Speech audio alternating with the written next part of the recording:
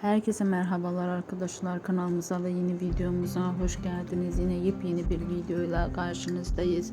Yakışıklı oyuncu Burak Özçivit ve onun partneri Neslihan Atagül'den çok güzel fotoğraflar geldi. Yeni gelen kareleri sizlerle paylaşıyoruz. Siz de kanalımıza abone olmayı, videomuzu beğenmeyi unutmayın. İyi seyirler, hoşça kalın, bizimle kalın.